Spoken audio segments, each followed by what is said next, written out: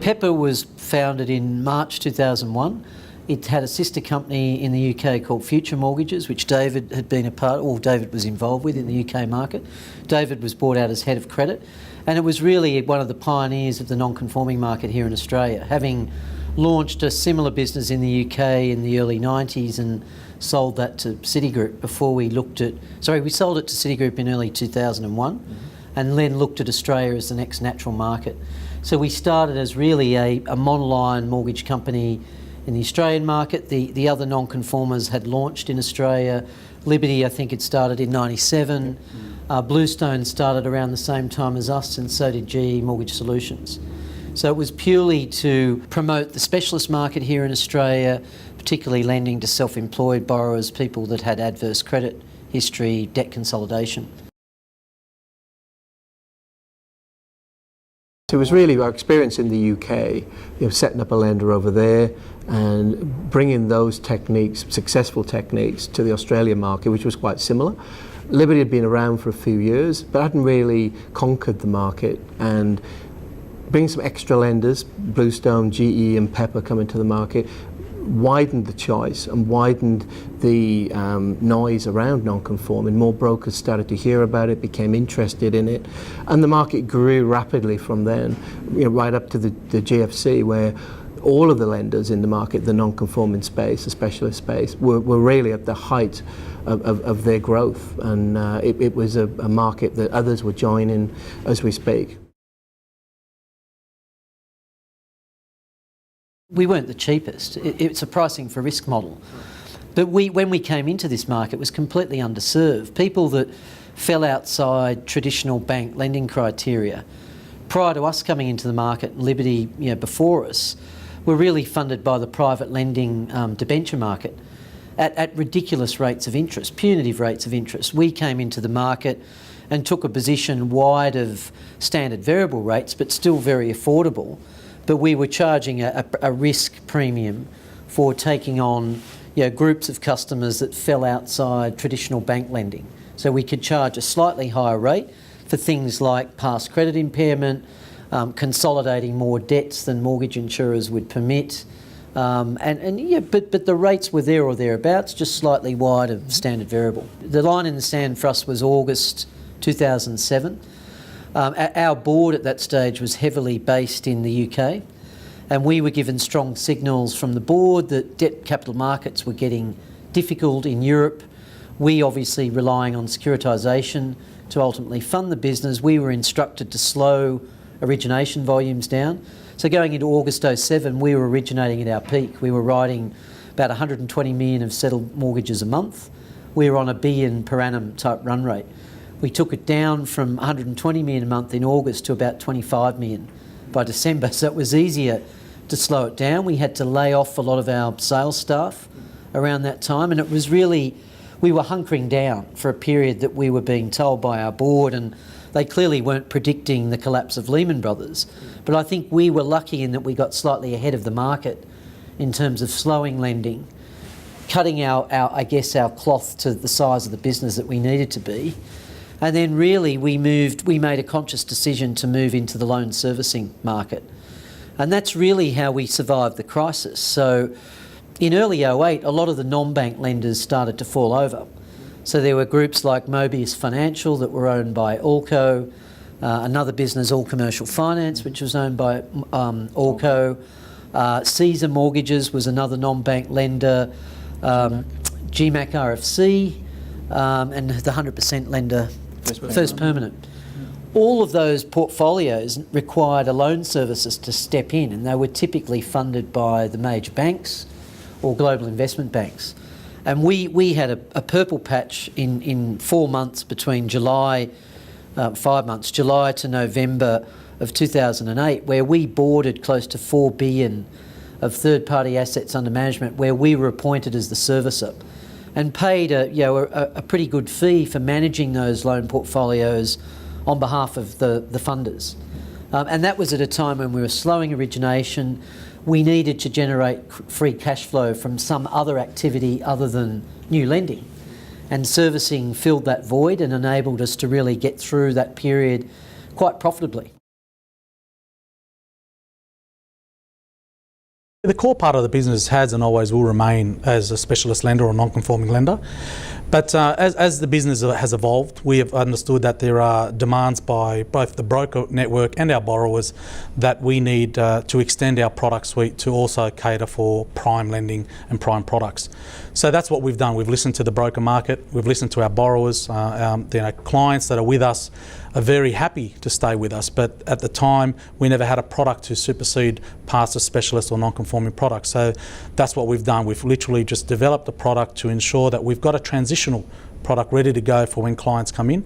And we've also been able to equip our white label partners and the broker market with a different edge. And that edge is coming out to the market with a prime product with no affiliation to a mortgage insurer, which is very rare these days. And that's how Pepper always looks at rolling out any type of niche product, is that we try to chase the unmet need. What is it that the broker needs? What is it that the market needs? And we always try to come out with something different, rather than just coming out with a basic standard product that won't differentiate us in the market. 2010, when we had the new ownership, was transformational for us, and part of the business plan going forward was to go overseas and to take the Pepper business overseas.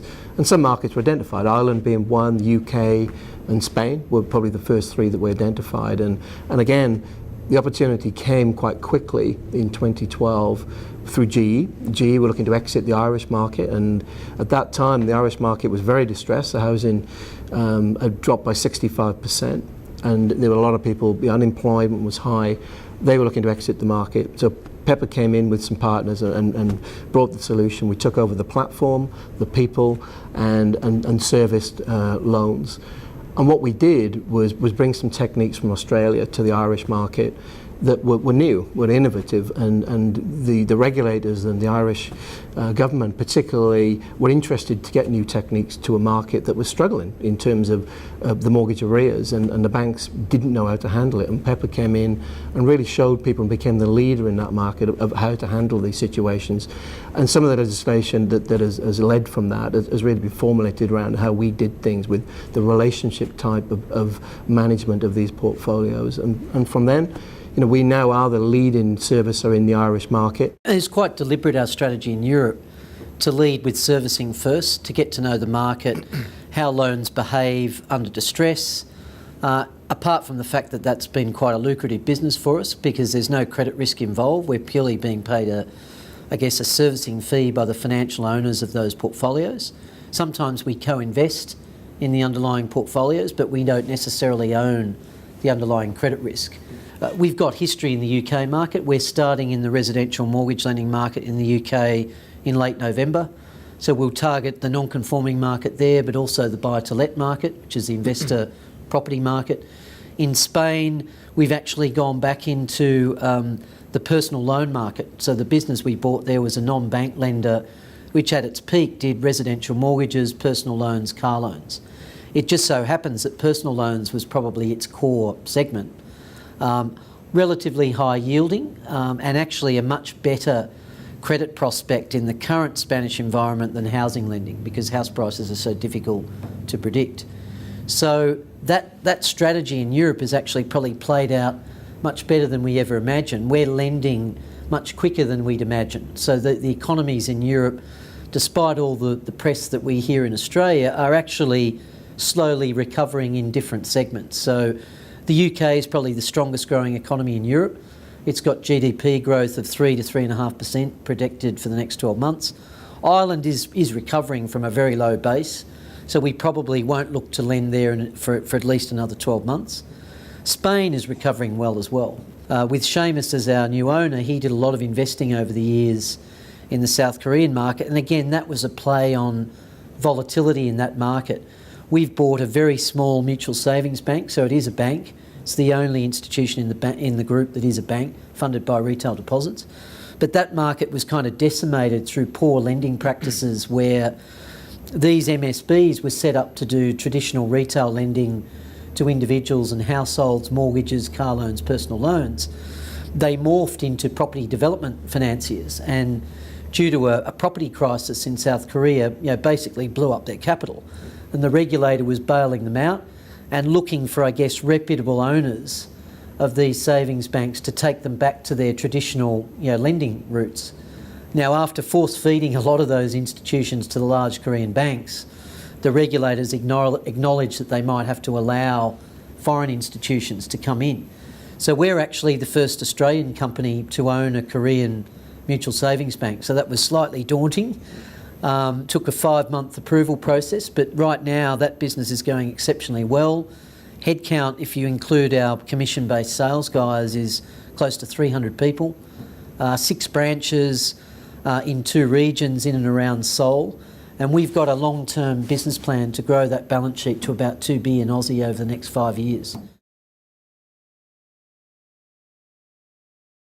We are morphing from a specialist lender to obviously more than that, more asset classes coming into prime lending, commercial and auto consumer lending as well. So there are different asset classes that we are entering the market with, and the Pepper brand will grow and evolve on its natural course. But we have been also, pushing the sponsorship for the Western Sydney Wanderers to try to get the brand out there. We've got a large sign, obviously, in the North Sydney office as well, which brokers have been very complimentary about because it makes their role a bit easier to obviously offer a product outside of a household name. Now, we do have a strategy internally for 2015 and beyond to concentrate on actually lifting up the presence of the Pepper brand, both on a direct strategy and within the broker market. For some brokers, it's going to be a challenging task to offer a brand outside of the major banks. But then again, that's going to be the same issue they have when they offer any white label product that's out in the market. So we've worked together with the broker market and we've developed what we call the Pepper 5-step process, which incorporates an educational process to be able to offer a brand outside of the majors. So being able to do that is going to help the brokers. The second thing is the most important part, that a customer doesn't really like a home loan. What they like is the experience. And as long as a business we concentrate on the experience, then I don't think that there'll be an issue from a broker and borrower's perspective. What has helped is the financial strength of the Pepper Group we can now promote with brokers. So when we can tell the group that broker groups, that Pepper now manages 27 billion Aussie of mortgages and other assets under management in 5 countries, 1,200 staff, a very large balance sheet, and as we lift our presence in sort of direct branding, I think that will make brokers' jobs a lot easier in terms of explaining who Pepper is vis-a-vis the major banks. And ultimately, our long-term goal is to build Pepper into a very broad-based Australian independent financial services company. And there's been a void. As a result of the GFC, a lot of those household brands like Wizard, Aussie and others have been subsumed into banks. So our position is to be truly an independent player that offers an alternative to the major players in the Australian market.